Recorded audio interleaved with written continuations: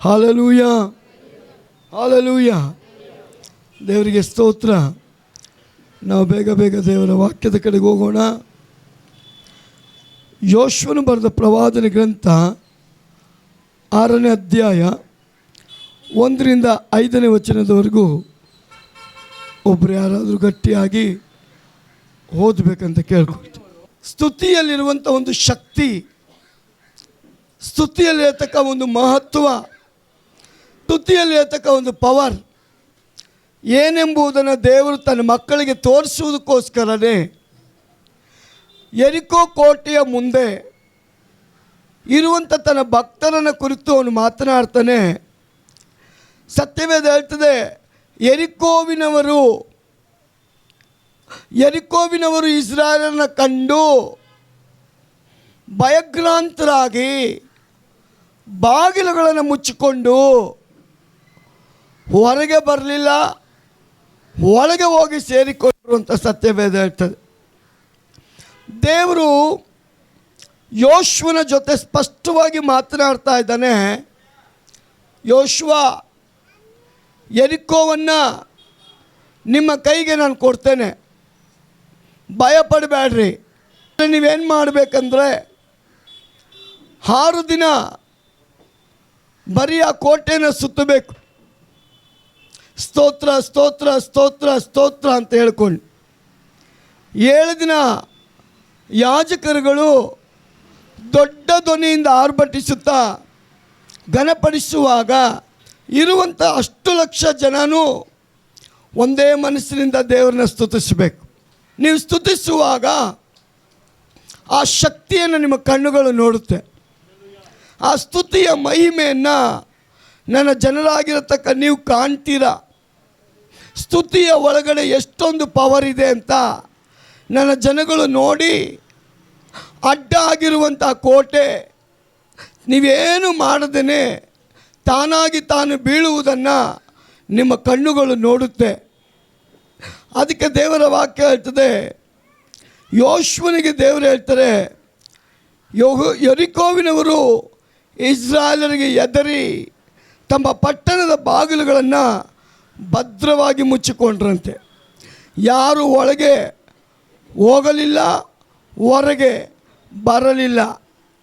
ಯಾವ ಗೋಡೆ ವಿಶ್ವಾಸಿಗಳಿಗೆ ಅಡ್ಡಿಯಾಗಿದೆಯೋ, ಯಾವ ಗೋಡೆ ದೇವರ ಮಕ್ಕಳಿಗೆ ಅಡ್ಡಿಯಾಗಿದೆಯೋ, ಯಾವುದು ಅಡ್ಡವಾಗಿ ಕಾಣಲ್ಪಡ್ತಾ ಇದೆಯೋ, ದೇವರ ಒಂದು ಭರವಸೆ, ದೇವರ ಒಂದು ಆಶ್ವಾಸನೆ, ದೇವರ ಒಂದು ವಾಗ್ದಾನ, ಯಾರ ಮನೆಯಲ್ಲಿ ಸ್ತುತಿ ಆರಾಧನೆ ಇದೆಯೋ, ದೇವರಿಗೆ ಮನಪೂರ್ತಿಯಾಗಿ ಸ್ತೋತ್ರಗಳಿದೆಯೋ, ಯಾರು ದೇವರನ್ನ ಘನಪಡಿಸ್ತಾನೆ ಇರ್ತಾರೋ ಅವರ ಮುಂದೆ ಎಂಥ ಯೆರಿಕೋ ಕೋಟೆನೂ ನಿಂತು ಹೋಗೋದಿಲ್ಲ ಅಂತ ದೇವರು ವಾಗ್ದಾನ ಮಾಡ್ತಾನೆ.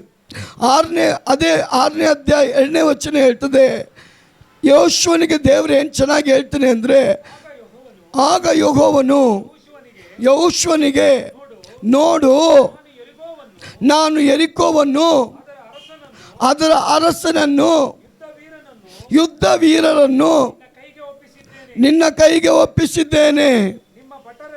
ನಿಮ್ಮ ಭಟ್ಟರೆಲ್ಲ 6 ದಿನಗಳವರೆಗೆ ದಿನಕ್ಕೆ ಒಂದು ಸಾರಿ. ಹಲ್ಲೆಲೂಯ. ದೇವರ ವಾಗ್ದಾನ ಏನು ಗೊತ್ತಾ ಯೋಶುವನಿಗೆ? ಯೋಶುವನೇ, ನೋಡು, ನಾನು ಯೆರಿಕೋವನ್ನು, ಅದರ ಅರಸನನ್ನು, ಅದರ ವೀರರನ್ನು ನಿನ್ನ ಕೈಗೆ ಒಪ್ಪಿಸಿದ್ದೇನೆ. ಒಂದು ಆಮೇಲೆ ಹೇಳ್ರಿ. ಒಂದು ಸಲ ಸ್ತೋತ್ರ ಮಾಡ್ಕೊಂಡು ತಿರುಗಿರಿ ಒಂದು ದಿನಕ್ಕೆ. 7ನೇ ದಿನ ನಿಮ್ಮೆಲ್ಲರ ಸ್ತೋತ್ರ ಒಮ್ಮನಸ್ಸಿನಿಂದ ಕೂಗಲ್ಪಡುವಾಗ ಆ ಶಕ್ತಿಯನ್ನು ನಿಮ್ಮ ಕಣ್ಣುಗಳು ನೋಡುತ್ತೆ.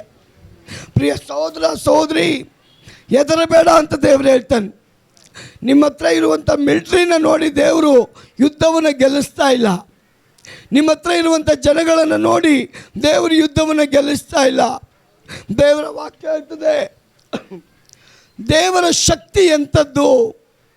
ಒಂದು ಸ್ತುತಿ ಆಡುವಾಗ, ಸ್ತುತಿಯನ್ನು ಉಪಯೋಗಿಸುವಾಗ, ದೇವರನ್ನ ಘನಪಡಿಸುವಾಗ ಅದರಲ್ಲಿ ದೇವರ ಶಕ್ತಿ ಬಂದು ತುಂಬಿಕೊಳ್ಳುವುದರ ಮೂಲಕವಾಗಿ ಶತ್ರುವಿನ ಕೋಟೆಯನ್ನು ದೇವರು ಲಯಪಡಿಸ್ತಾನಂತೆ. ಒಳಗಡೆ ಸ್ತೋತ್ರ ಬಲಿ ಇತ್ತು ಅಂದರೆ ನೀನು ಖಚಿತವಾಗಿ ನೀನು ನಂಬಬೇಕು, ನಿನ್ನ ಮುಂದೆ ಇರುವಂಥ ಯೆರಿಕೋ ಕೋಟೆ ಅದು ತಾನಾಗಿ ತಾನೇ ಬಿದ್ದು ಹೋಗುತ್ತಂತೆ.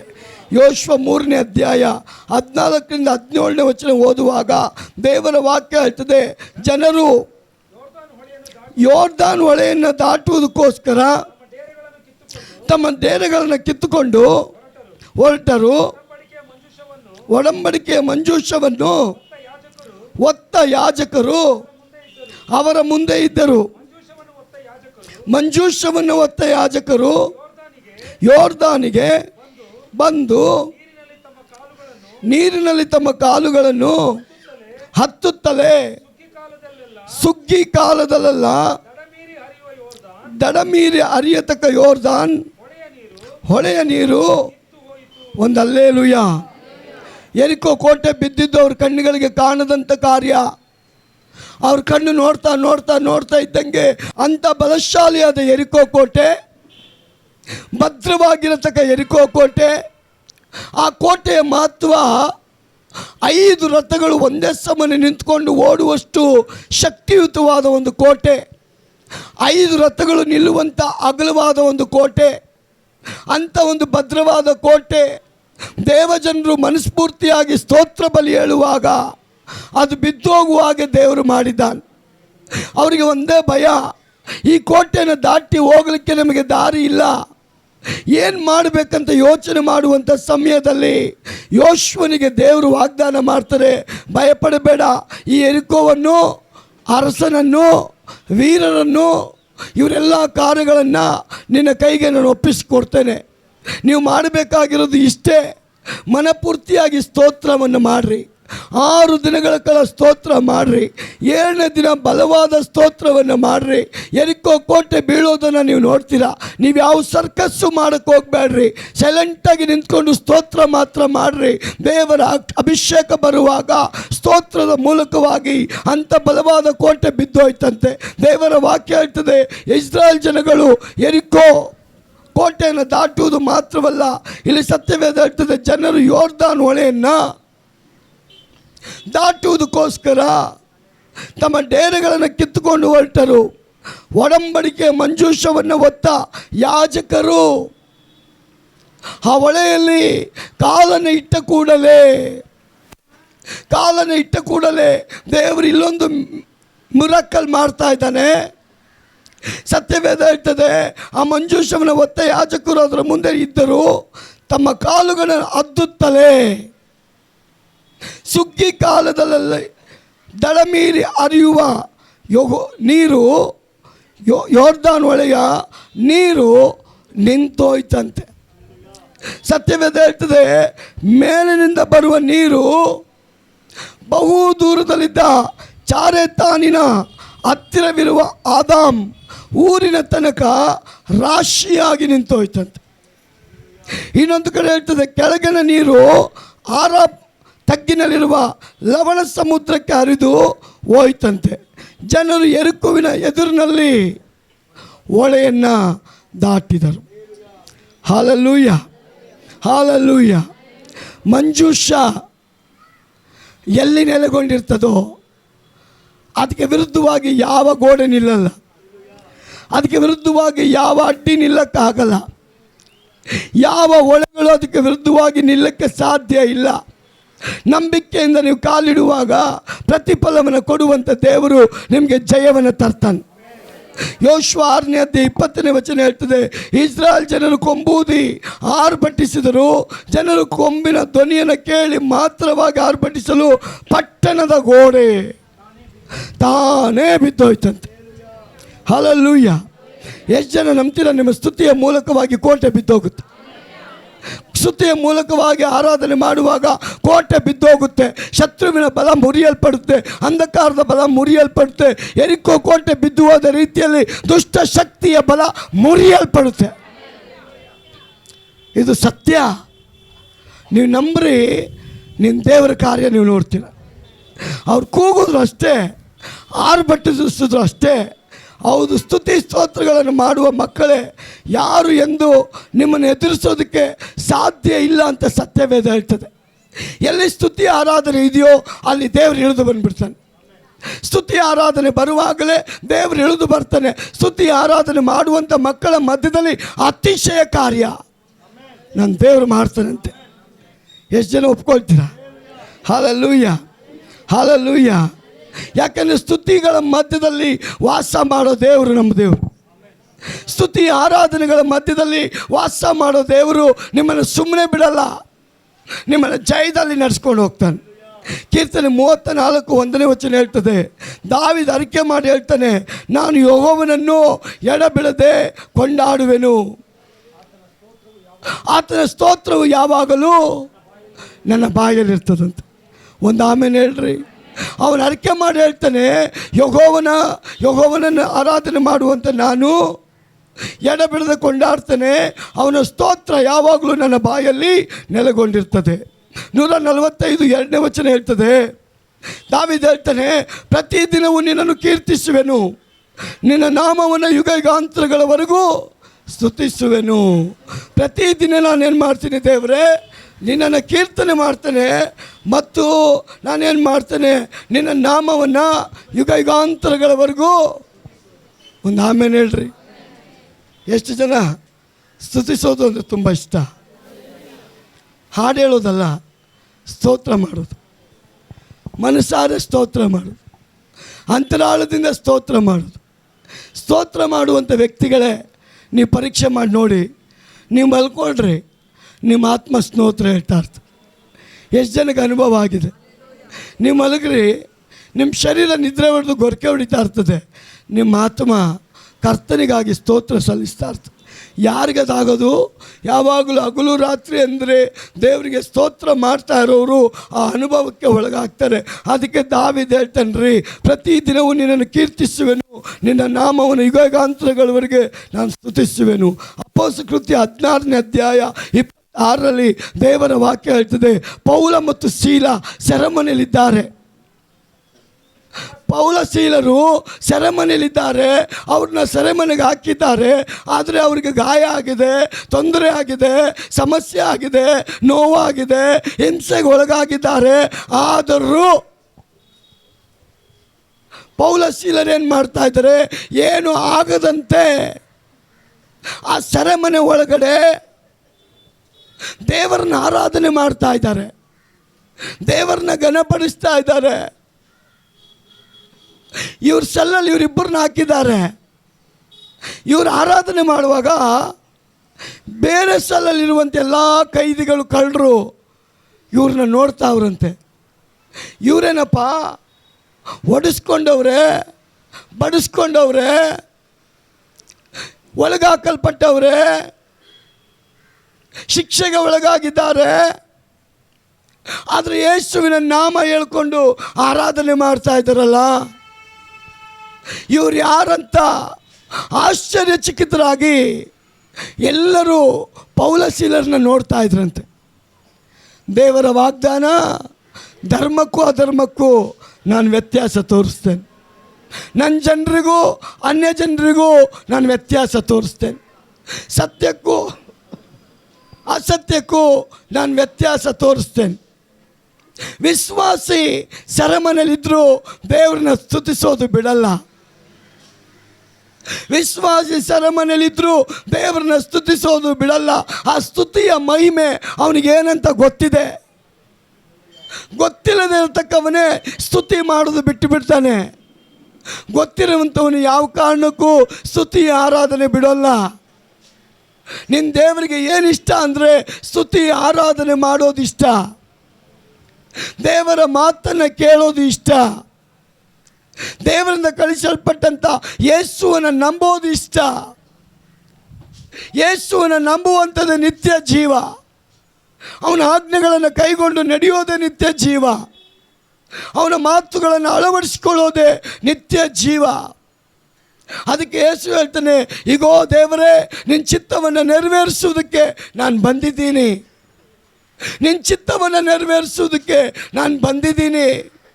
ಪೌಲ ಶೀಲರು ಯಾರ ಚಿತ್ತ ನೆರವೇರಿಸ್ತಾ ಇದ್ದಾರೆ? ದೇವರ ಚಿತ್ತ. ಕಷ್ಟ ಬಂದಾಗ ಕೂಗು, ನಾನು ಬಂದು ಬಿಡುಗಡೆ ಮಾಡ್ತೇನೆ. ಯಾವ ಸಂಬಂಧವಾಗಿಯೂ ಚಿಂತೆ ಮಾಡಬೇಡ್ರಿ. ನಿಮಗೆ ಬೇಕಾದದನ್ನು ಕರ್ತನ ಮುಂದೆ ಬಂದು ಮೊಣಕಾಲಾಕಿ ಸ್ತುತಿ ಸ್ತೋತ್ರಗಳ ಮೂಲಕ ಅದನ್ನು ತಿಳಿಯಪಡಿಸ್ರಿ. ನಿಮ್ಮ ಚಿಂತಾ ಭಾರವನ್ನು ನನ್ನ ಮೇಲೆ ಹಾಕ್ರಿ, ಅದನ್ನು ನಾನು ಹೊತ್ಕೊಳ್ತೇನೆ. ಪೌಲ ಶೀಲರು ಸೆರೆಮನೆಯಲ್ಲಿ ಅಳ್ತಾ ಇಲ್ಲ, ಚಿಂತೆ ಮಾಡಿಕೊಂಡು ಕೂತಿಲ್ಲ, ಒಬ್ರಿಗೊಬ್ರು ದೇವರಿಗೆ ವಿರುದ್ಧವಾಗಿ ಮಾತಾಡ್ತಾ ಇಲ್ಲ.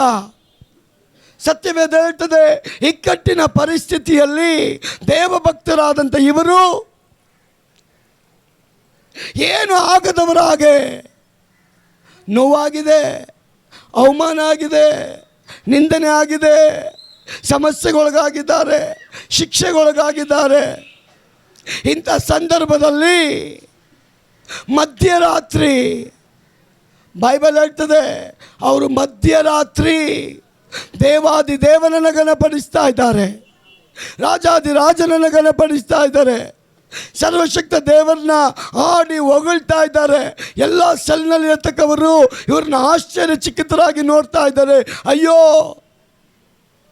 ನಾವೆಲ್ಲ ಚಿಂತೆಗೊಳಗಾಗಿದ್ದೀವಿ, ಶಿಕ್ಷೆಗೊಳಗಾಗಿದ್ದೀವಿ, ಯಾವಾಗ ಬಿಡುಗಡೆ ಅಂತ ಯೋಚನೆ ಮಾಡ್ತಾ ಇದ್ದೇವೆ.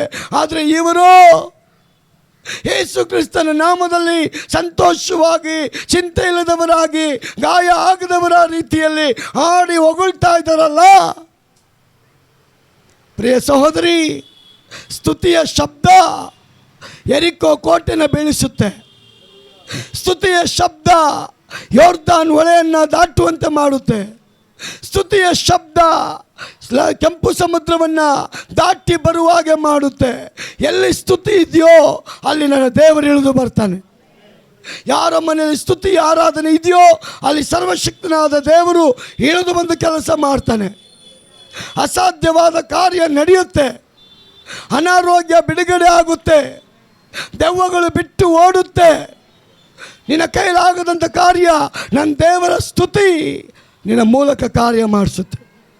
Hallelujah, hallelujah, hallelujah. ಪೌಲ ಶೀಲ ಆರಾಧನೆ ಮಾಡ್ತಾ ಮಾಡ್ತಾ ಮಾಡ್ತಾ ಮಾಡ್ತಾ ಇದ್ದಂಗೆ ಸತ್ಯವೇದ ಹೇಳ್ತದೆ, ಕಬ್ಬಿಣದ ಕದಗಳು ಅಲುಗಾಡೋಕ್ಕೆ ಆರಂಭ ಆಯಿತು, ಸರಪಣಿಗಳು ಬಿಚ್ಚೋದಕ್ಕೆ ಆರಂಭ ಆಯಿತು.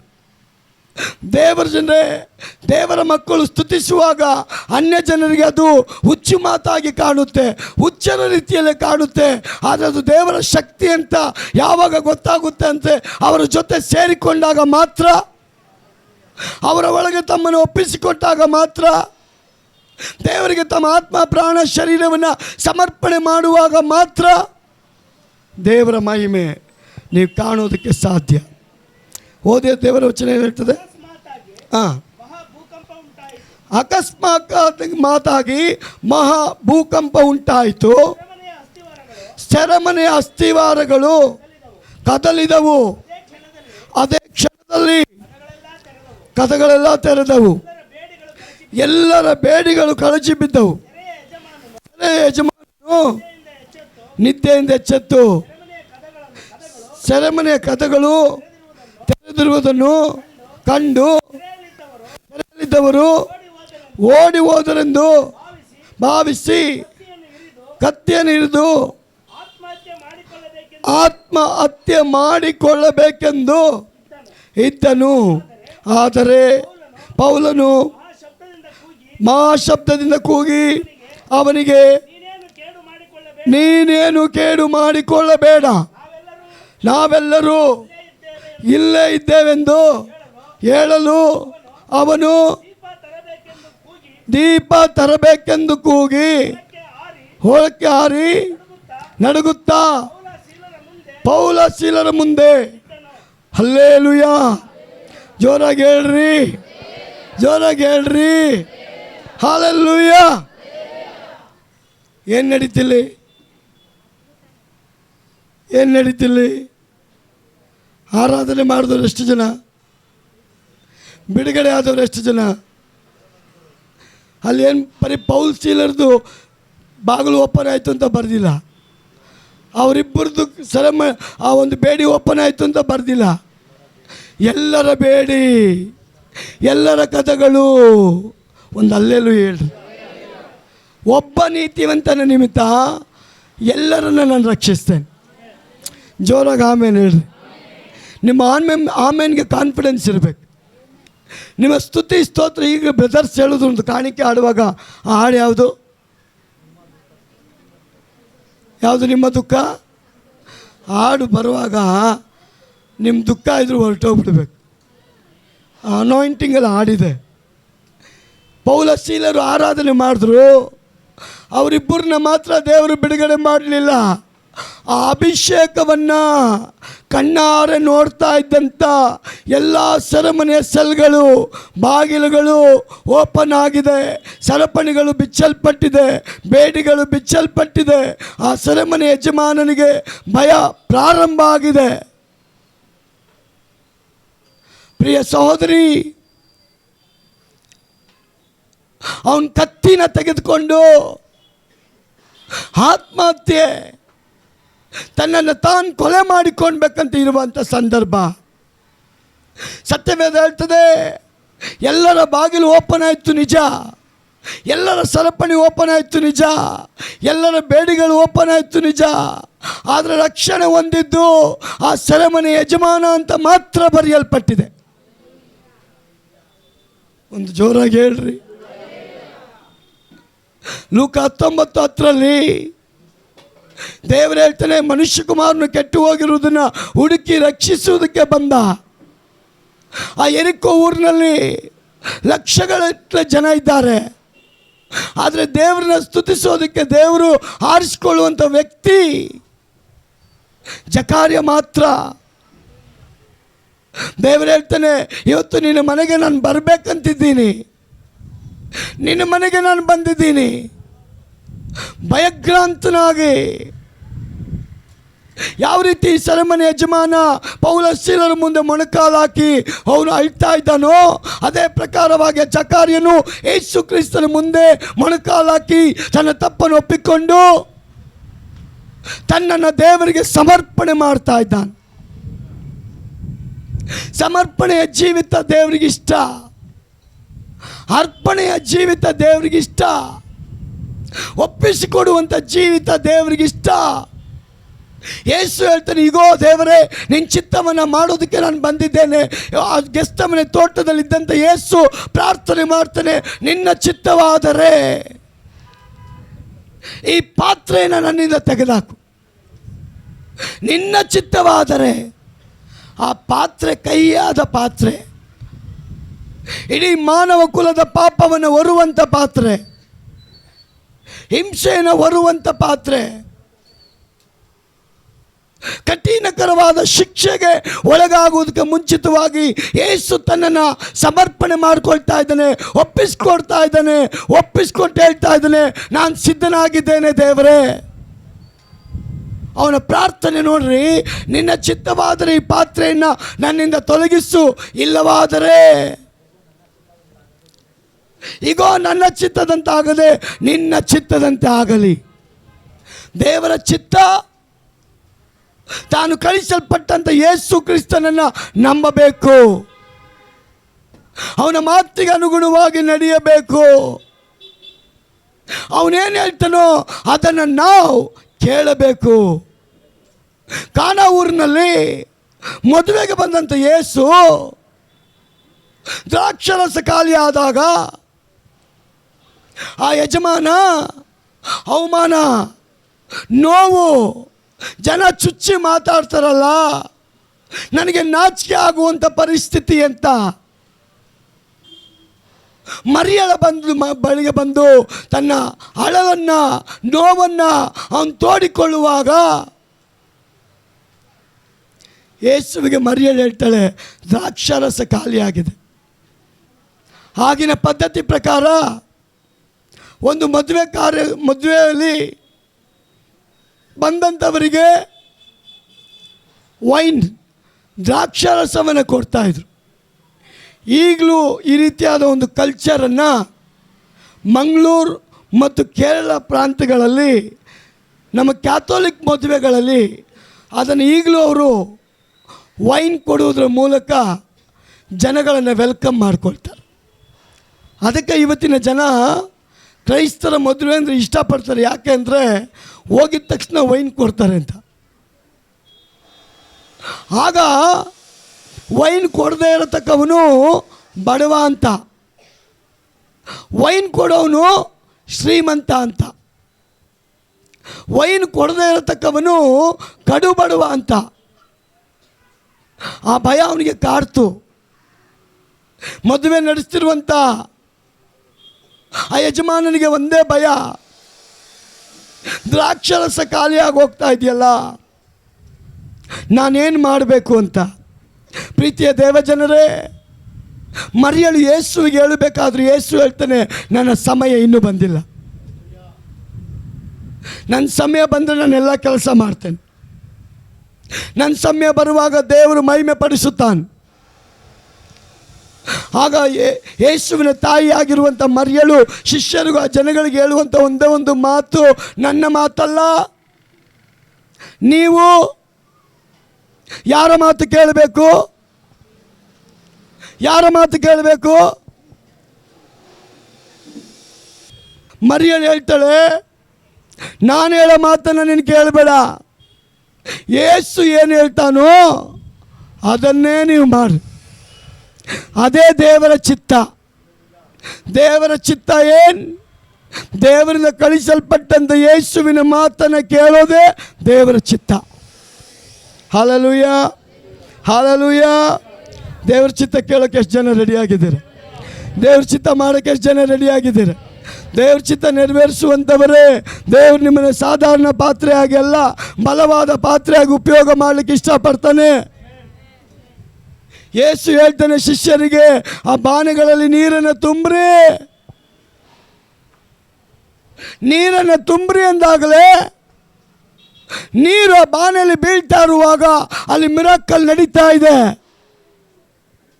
ಬಾನೆಯಲ್ಲಿ ತುಂಬುವಂಥ ಶಿಷ್ಯರು ದೇವರಿಗೆ ಸ್ತುತಿಸ್ತಾ ಇದ್ದಾರೆ, ಸ್ತೋತ್ರ ಅಂತ ಹೇಳ್ತಾ ಇದ್ದಾರೆ, ನಿನ್ನ ನಾಮ ಮಹಿಮೆ ಹೊಂದಲಿ ಸ್ವಾಮಿ ಅಂತ ಹೇಳ್ತಾ ಇದ್ದಾರೆ. ಅವರು ಸ್ತೋತ್ರ ಪದಗಳನ್ನು ಹೇಳ್ತಾ ನೀರನ್ನು ತುಂಬಿಸುವಾಗ ಸತ್ಯವೇದ ಹೇಳ್ತದೆ, ಆ ನೀರು ತುಂಬಿದ ಕೂಡಲೇ ಯೇಸು ಹೇಳ್ತಾನೆ, ಇದನ್ನೆಲ್ಲರಿಗೂ ಹಂಚಿರಿ. ಕುಡಿಯುವಂಥವ್ರು ಹೇಳ್ತಾ ಇದ್ದಾರೆ, ಆ ಯಜಮಾನನಿಗೆ ಮುಂಚೆ ಕೊಟ್ಟದಕ್ಕಿಂತ, ಮುಂಚೆ ಕೊಟ್ಟ ದ್ರಾಕ್ಷರಸಕ್ಕಿಂತ ಈಗ ಕೊಟ್ಟ ರಸ ಅದು ಬಹಳ ಚೆನ್ನಾಗಿದೆಯಲ್ಲ, ಇದನ್ನು ಎಲ್ಲಿ ಬಚ್ಚಿಟ್ಟಿದ್ದೆ? ಮುಂಚೆ ಯಾಕೆ ಇದನ್ನು ಕೊಟ್ಟಿಲ್ಲ? ಹಾಗಾದರೆ ಎಲ್ಲಿ ಮರ್ಯಾದೆ ಹೋಗುತ್ತೋ ಅಲ್ಲಿ ನನ್ನ ದೇವರು ಬರುವಾಗ ಡಬ್ಬಲ್ ಆಗಿ ಮರ್ಯಾದೆ ಕೊಡ್ತಾನೆ. ದೇವರ ವಾಗ್ದಾನ, ಎಲ್ಲಿ ಅವಮಾನ ಆಗಿದೆಯೋ ಅಲ್ಲಿ ನಾನು ಬಂದು ಮಾನ ಕೊಡ್ತೀನಿ. ನೀವು ನಂಬುವಾಗ ಅವಮಾನದ ಜಾಗದಲ್ಲಿ ಮಾನ ತರುವಾಗ ದೇವರು ಮಾಡ್ತಾನೆ. ದೇವರ ವಾಕ್ಯ ಹೇಳ್ತದೆ, ದೇವರು ಕಳಿಸಲ್ಪಟ್ಟ ಯೇಸುವಿನ ಮಾತನ್ನ ನಾನು ನೀನು ಕೇಳಬೇಕು. ಸ್ತುತಿ ನಿನ್ನ ಜೀವಿತದಲ್ಲಿ ದೊಡ್ಡ ಜಯವನ್ನು ಕೊಂಡು ತರ್ತದೆ. ಸ್ತುತಿ ಮಾಡುವಂಥವರ ಮನೆ ಅಪಜಯಕ್ಕೆ ಗುರಿ ಆಗೋದೇ ಇಲ್ಲ. ಸ್ತುತಿ ಆರಾಧನೆ ನಿನ್ನ ಮೂಲಕ ಎಲ್ಲರಿಗೂ ರಕ್ಷಣೆಯನ್ನು ಕೊಂಡು ತರ್ತದೆ. ಆ ಸೆರೆಮನೆ ಯಜಮಾನನನ್ನು ದೇವರು ಏನು ಮಾಡಿದ್ದಾನೆ? ಎಲ್ಲ ಜನಗಳು ನೋಡ್ತಾ ಇದ್ರು. ಆ ನೋಡುತ್ತಾ ಇರುವಾಗಲೇ ಕದಗಳು ತೆರೆಯಲ್ಪಡ್ತಾ ಇದೆ, ಸರಪಣಿ ಬಿಚ್ಚಲ್ಪಡ್ತಾ ಇದೆ, ಭೂಕಂಪ ಆಗ್ತಾ ಇದೆ. ಎಲ್ಲರೂ ಓಡೋದ್ರು ಅಂತ ಅಧಿಕಾರಿ ತಿಳ್ಕೊಂಡು ಸಾಯಬೇಕು ಅನ್ನುವಂಥ ಪರಿಸ್ಥಿತಿಯಲ್ಲಿ ಪೌಲ್ ಹೇಳ್ತಾನೆ, ಭಯಪಡಬೇಡ, ನಾವು ಓಡೋಗೋರಲ್ಲ, ಎರುಕುವಿನ ಹಾಗೆ ಬಾಗಿಲು ಮುಚ್ಕೊಳ್ಳೋರಲ್ಲ, ಹೊರಗೆ ಬರದಾಗ ಇರುವವರಲ್ಲ. ನಮ್ಮ ದೇವರು ಕಳಿಸುವಂಥ ಜಾಗಕ್ಕೆ ಹೋಗಿ ಆರಾಧನೆ ಮಾಡುವಂಥವರು. ಒಂದು ಆಮೇಲೆ ಹೇಳ್ರಿ, ಒಂದು ಆಮೇಲೆ ಹೇಳ್ರಿ. ಎಲ್ಲಿ ಎರಿಕೋ ಇದೆಯೋ ಅಲ್ಲಿ ನಿಶ್ಚಯವಾಗಿ ಜಯ ಇರ್ತದೆ. ಹಲ್ಲೆಲೂಯಾ. ಯಾವ ಎರಿಕೋ ಕೋಟೆ ನಿಮ್ಮ ಮುಂದೆ ಇದ್ರು ಸ್ತುತಿ ಮುಂದೆ ನಿಲ್ಲಕ್ಕಾಗಲ್ಲ ಅಂತ ಬರೆಯಲ್ಪಟ್ಟಿದೆ. ಆರಾಧನೆಯಲ್ಲಿ ಬಿಚ್ಚಲ್ಪಡದಂಥ ಬಂಧನಗಳು ಯಾವುದೂ ಇಲ್ಲ. ಆಮೇಲೆ ಹೇಳಬೇಕು. ಆರಾಧನೆಯಲ್ಲಿ ಬಿಚ್ಚಲ್ಪಡದಂಥ ಬಂಧನಗಳು ಯಾವುದು ಸ್ತುತಿಯಲ್ಲಿ ಬೀಳದಂಥ ಹಾಡಾಡುವಾಗ ತುಂಬ ಚೆನ್ನಾಗಿರುತ್ತೆ. ಹಾಡಾಡಿ ಮನೆಗೆ ಹೋಗುವಾಗ ಸ್ತುತಿ ಇರಲ್ಲ. ಎರಿಕೋ ಕೋಟೆ ಬಂದು ನಿಮ್ಮ ಅಮ್ಮ ನಿಂತ್ಕೊಳ್ತಾರೆ, ಎರಿಕೋ ಕೋಟೆ ಆಗಿ ಬಂದು ನಿಮ್ಮ ಅಪ್ಪ ನಿಂತ್ಕೊಳ್ತಾರೆ, ಎರಿಕೋ ಕೋಟೆ ಆಗಿ ನಿಮ್ಮ ಗಂಡ ಬಂದು ನಿಂತ್ಕೊಳ್ತಾರೆ. ಹಲ್ಲೇಲೂಯ. ನಿಜವಾದ ಸ್ತುತಿ ಮುಂದೆ ಯಾವ ಎರಿಕೋ ಕೋಟೆ ನಿಲ್ಲಲ್ಲ. ಹಲ್ಲೇಲೂಯ. ಅದಕ್ಕೆ ಪೌಲ ಶೀಲರು ಹೇಳ್ತಾರೆ, ಭಯಪಡಬೇಡಪ್ಪ, ನಮ್ಮ ಮೂಲಕ ನೀನು ಸಾಯಕ್ಕೆ ಹೋಗಬೇಡ, ನಾವ್ಯಾರು ತಪ್ಪಿಸ್ಕೊಂಡು ಓಡೋಗಿಲ್ಲ, ಎಲ್ಲ ಇಲ್ಲೇ ಇದ್ದೀವಿ. ಅವನ ಹೃದಯ ಒಡೆಯಲ್ಪಡ್ತು. ನಿಮ್ಮನ್ನು ಈ ರೀತಿಯಾಗಿ ಬಿಡಿಸಲ್ಪಟ್ಟಂಥ ದೇವ್ರು ಯಾರು? ನಿಮಗೆ ಈ ರೀತಿಯಾದ ಅದ್ಭುತ ಮಾಡಲ್ಪಟ್ಟಂಥ ದೇವರು ಯಾರು? ನಾವು ನಿಮ್ಮನ್ನು ಎಳ್ಕೊಂಬಂದು ಸೆರೆಮನೆಗೆ ಹಾಕಿ ಶಿಕ್ಷೆ ಕೊಟ್ಟಾಗಲೂ ಅಂಜದೆ ಗಾಯ ಆಗದಂಥ ರೀತಿಯಲ್ಲಿ ಸ್ಥಿರವಾಗಿ ನಂಬಿಕೆಯಿಂದ ಆರಾಧನೆ ಮಾಡಿದ್ರಲ್ಲ, ಆ ದೇವ್ರು ಯಾರು? ರೇ ಸಹೋದರಿ, ನಿನ್ನ ಸ್ತುತಿ ಜನರನ್ನು ರಕ್ಷಣೆಗೆ ತರಬೇಕು. ಇವರ ಸ್ತುತಿ ಆರಾಧನೆ ಆ ಸೆರೆಮನೆಯ ಬಾಗಿಲು ಮಾತ್ರ ಅಲ್ಲ, ಆ ಸೆರೆಮನೆ ಅಧಿಕಾರದ ಹೃದಯದ ಬಾಗಿಲು ಓಪನ್ ಮಾಡ್ತಾರೆ ದೇವ್ರು. ಅವನು ಕೇಳ್ಕೊಳ್ತಾನೆ, ಮಧ್ಯರಾತ್ರಿ ಅಯ್ಯ ನಮ್ಮ ಮನೆಗೆ ಬಂದು ಸುವಾರ್ತೆ ಸಾರಿ, ನಮ್ಮ ಮನೆಗೆ ಬಂದು ನಮ್ಮ ಮನೇಲಿ ಯಾರಿದ್ದಾರೋ ಅವರಿಗೆ ನಿಮ್ಮ ದೇವರ ಬಗ್ಗೆ ಹೇಳ್ರಿ. ಅಂಗಲಾಚಿ ಕೇಳ್ಕೊಂಡಂತೆ. ಅಂಗಲಾಚಿ ಕೇಳಲ್ಪಟ್ಟ ನಿಮಿತ್ತವಾಗಿ ಮಧ್ಯರಾತ್ರಿ ಅವರ ಮನೆಗೆ ಹೋಗಿ ಸ್ತುತಿ ಆರಾಧನೆ ಮಾಡಿ ಯೇಸುವಿನ ಬಗ್ಗೆ ಹೇಳಲ್ಪಟ್ಟ ನಿಮಿತ್ತ ಆಗಲೇ ಅವ್ರು ದೀಕ್ಷಾಸ್ಥಾನ ತಗೊಂಡ್ರು. ಆಗಲೇ ಅವ್ರ ದೀಕ್ಷಾಸ್ಥಾನಕ್ಕೆ ಸಿದ್ಧರಾದ್ರಂತೆ. ಲಾಸ್ಟ್ ವೀಕ್ ಬ್ರದರ್ ನಾಗರಾಜ್ ಅವರ ಬ್ರದರ್ ಬಂದು ನನಗೆ ಕೇಳಿದ್ರು, ಪಾಸ್ಟರ್ ದೀಕ್ಷಾಸ್ಥಾನ ನನಗೆ ಕೊಡಿ. ಒಂದು ಅಲ್ಲೇಲು ಹೇಳಿ. ದೀಕ್ಷಾಸ್ಥಾನ ತಗೊಳ್ಳೋರು ಭಾಳ ಕಡಿಮೆ. ಯೇಸು ಹೃದಯ ಮುಟ್ಟಿದ್ರೆ ಅವರು ಟೈಮ್ ಕಾಯಲ್ಲ, ಅವ್ರು ಬಂದು ಇವತ್ತೇ ಕೊಡಿ ಅಂತ ಕೇಳ್ತಾರೆ. ಹಾಗಾದರೆ ಸೆರೆಮನೆಯ ಆ ಅಧಿಕಾರಿಯ ಹೃದಯ ದೇವರು ಮುಟ್ಟಿದ್ದಾನೆ. ಅವ್ರು ಹೇಳ್ತಾರೆ, ನಮ್ಮ ಮನೆಗೆ ಬಂದು ಸ್ತುತಿ ಆರಾಧನೆ ಮಾಡಿ. ಅವರು ಮನೆಯವರೆಲ್ಲ ಒಮ್ಮನಸ್ಸಿನಿಂದ ದೇವ್ರನ್ನ ಸ್ವೀಕಾರ ಮಾಡಲ್ಪಟ್ಟ ನಿಮಿತ್ತ ದೀಕ್ಷಾ ಸ್ಥಾನಕ್ಕೆ ತಮ್ಮನ್ನು ಅವರು ಸಮರ್ಪಣೆ ಮಾಡಿದ್ದಾರೆ. ಸ್ತುತಿಯಲ್ಲಿ ದೇವ್ರ ಶಕ್ತಿ ಇಳಿದು ಬರ್ತದೆ. ಅದಕ್ಕೆ ದಾವೀದ ಹೇಳ್ತಾನೆ, ಪ್ರತಿದಿನವೂ ನಿನ್ನನ್ನು ಕೀರ್ತಿಸುವೆನು, ನಿನ್ನನ್ನು ಯುಗಾಂತರಗಳಲ್ಲಿಯೂ ಸ್ತುತಿಸುವೆನು. ಪ್ರಿಯ ಸಹೋದರಿಯೇ, ನಾನು ಮತ್ತು ನೀವು ಇವತ್ತು ಒಂದು ದೊಡ್ಡ ರಣರಂಗದಲ್ಲಿ ಇಳಿದಿದ್ದೇವೆ. ಆದರೆ ಖಚಿತವಾಗಿಯೂ ಈ ಯುದ್ಧದಲ್ಲಿ ಸ್ತುತಿ ಮಾಡುವಂಥ ಮಕ್ಕಳಿಗೆ ದೇವರು ದೊಡ್ಡ ಜಯವನ್ನು ಕೊಡ್ತಾನೆ. ನಿಮಗೂ ನನಗೂ ಯುದ್ಧ ಕಟ್ಟಿಟ್ಟ ಬುದ್ಧಿ. ಶತ್ರು ದಿನ ದಿನ ದಿನ ಒಂದಲ್ಲ ಒಂದು ಯುದ್ಧ ಮಾಡಲಿಕ್ಕೆ ಅವನು ನಮ್ಮ ಮುಂದೆ ಬಂದು ನಿಂತ್ಕೊಳ್ತಾನೆ. ಸ್ತುತಿ ಎಲ್ಲಿವರೆಗೂ ಇರ್ತದೋ ಅಲ್ಲಿವರೆಗೂ ನಿನಗೆ ಸೋಲು ಆಗೋದೇ ಇಲ್ಲ. ಒಂದು ಅಲ್ಲೇಲು ಹೇಳ್ರಿ. ನಿಮ್ಮ ಸ್ತುತಿ ಆರಾಧನೆಗಳಲ್ಲಿ ದೇವರು ನಿಮ್ಮ ತುಟಿಗಳನ್ನು, ನಾಲಿಗೆಯನ್ನು, ನಿಮ್ಮ ಅಂಗಾಂಗಗಳನ್ನು ತನ್ನ ಅಭಿಷೇಕದಿಂದ, ಶಕ್ತಿಯಿಂದ ಅವನು ತುಂಬಿಸಿ ನಿಮ್ಮನ್ನು ನಡೆಸ್ತಾನಂತ. ಇದ್ದೀರಾ? ಮೊನ್ನೆ ಒಂದು ಹಳ್ಳಿಗೆ ಹೋಗಿದ್ದೆ ನಾನು. ಅದು ದೊಡ್ಡ ಜಾತ್ರೆ ನಡೆಯತಕ್ಕ ಒಂದು ಹಳ್ಳಿ, ಲಕ್ಷಗಟ್ಟಲೆ ಜನ ಬರುವಂಥ ಹಳ್ಳಿ. ಕಾಲಿಡಕ್ಕೆ ಜಾಗ ಇರಕ್ಕಾಗದಂಥ ಒಂದು ಜಾತ್ರೆ. ಆ ಮನೆಯವರು, ಪಾಸ್ಟರ್ ಇವತ್ತು ನೀವು ನಮ್ಮ ಮನೆಗೆ ಬಂದು ಪ್ರಾರ್ಥನೆ ಮಾಡ್ತೀರಾ? ಆ ಊರಲ್ಲಿ 3ರಿಂದ 4 ಕುರಿ ಒಂದು ಮನೆಯವರು ಹೊಡಿತಾರಂತೆ. 3 ಕೋಟಿ ರೂಪಾಯಿ ಖರ್ಚು ಮಾಡಿದ್ದಾರೆ ಆ ದೇವರಿಗೆ. ನನಗೆ ಫೋನ್ಗಳು ಬಂತು, ಬರಕ್ಕೆ ಹೋಗಬೇಡ್ರಿ, ನೀವು ಒಳಗೆ ಬಂದರೆ ಹೋಗೋಕ್ಕಾಗಲ್ಲ. ಒಂದು ಅಲ್ಲೇಲುಯ್ಯ ಸ್ತೋತ್ರ ಕೇಳಿಸ್ಕೊಂಡ್ಬಿಟ್ರೆ ನಿಮ್ಮನ್ನ ಆಚೆನೇ ಕಳಿಸಲ್ಲ. ನನಗೆ ಟೆನ್ಷನ್. ಇವ್ರ ಮಾತು ಕೇಳಲ್ಲ, ದೇವ್ರ ಮಾತು ಕೇಳ. ಇವ್ರ ಮಾತು ಕೇಳಲ್ಲ, ದೇವ್ರ ಮಾತು ಕೇಳಲ್ಲ. ನಮ್ಮ ಮನೆಯವರಂದ್ರು ನಿಮಗೆ ಬಿಟ್ಟಿದ್ದು ಅಂತ. 50-50. ಕರೆದವ್ರಿಗೆ ಹೇಳಿದೆ, ಏನಮ್ಮ ನಿಮ್ಮೂರಲ್ಲಿ ದೊಡ್ಡ ಜಾತ್ರೆ ಅಂತೆ, 25 ವರ್ಷದ ಮೇಲೆ ನಡೀತಾ ಇರೋ ಜಾತ್ರೆ, ಇವತ್ತೇನಾ ನಾನು ನಿನಗೆ ಜ್ಞಾಪಕ ಬಂದಿದ್ದು, ಬೇರೆ ದಿನ ನನಗೆ ಜ್ಞಾಪಕ ಬರಲಿಲ್ವ? ಇವತ್ತೇ ಕರೆದು ಆ ಬಲಿ ಜೊತೆ ನಮಗೂ ಬಲಿ ಕೊಡಬೇಕಾ? ಅಯ್ಯೋ ಪಾಸ್ಟರ್, ನನಗೂ ಗೊತ್ತಿಲ್ಲ, ಇವಾಗಲೇ ನಾನು ಕೇಳಿಸ್ಕೊಂಡು ಇಷ್ಟು ದೊಡ್ಡ ಖತರ್ನಾಕ್ ಜಾತ್ರೆ, ಈ ಊರಲ್ಲಿ ತುಂಬ ಒಗ್ಗಟ್ಟು, ಅದಕ್ಕೆ ನೀವೇ ಯೋಚನೆ ಮಾಡಿ ಅಂತ ಅವಳು ಅಡ್ಗೋಡೆ ಮೇಲೆ ದೀಪ ಇಟ್ಬಿಟ್ಟು 3 ದಿನ ಜಾತ್ರೆ, ನಾನು ಕಡೆ ದಿನ ಬರ್ತೀನಿ ಅಂದೆ. ದೇವ್ರ ಚಿತ್ತ ಏನಿದೆಯೋ ಆಗಲಿ, ಒಂದು ಅಲ್ಲೇಲೂ ಹೇಳ್ರಿ. ದೇವ್ರ ಚಿತ್ತ ಏನು? ಯೇಸು ಹೇಳಿದ್ನ ಕೇಳಬೇಕು. ದೇವ್ರ ಚಿತ್ತ ಏನು? ನೀರಲ್ಲಿ ನೀವು ಕಾಲಿಡಬೇಕು. ದೇವ್ರ ಚಿತ್ತ ಏನು?